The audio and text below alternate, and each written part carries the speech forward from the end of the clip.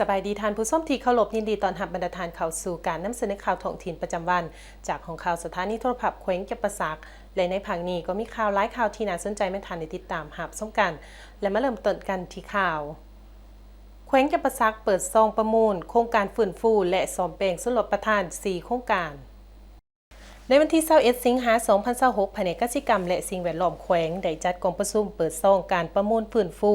และซ่อมแปลงชลประทาน4โครงการคือโครงการชลประทานบ้านงัวแดงเมืองสนะสมบูรณ์โครงการชลประทานบ้านซักเมืองเมืองพนทองโครงการชลประทานบ้านเหล่าหยาเมืองปทุมพรโครงการชลประทานบ้านดอนโล่งเมืองโขงเพื่อกระเกียมให้แก่การผลิตกสิกรรมพืชพักและดูแลสนองการนำใส่ชลประทานให้ท่านทวงที่ให้เกียรติเข้าร่วมในการเปิดซองประมูลครั้งนี้มีฐานพิมพรพันดานุวงศ์รองประธานคณะกรรมการปกครองแขวงจำปาสักฐานคำเผยบุตรโท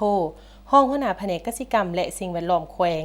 มีประธานคณะกรรมการปกครองเมืองแผนกการที่เกี่ยวของแขวงเมืองห้องการกสิกรรมและสิ่งแวดล้อมใน4เมืองหัวหน่วยบริษัทที่เขาร่วมประมูลในการเปิดซองประมูลการฟื้นฟูและซ่อมแปลงชลประทานใน4โครงการคือโครงการชลประทาน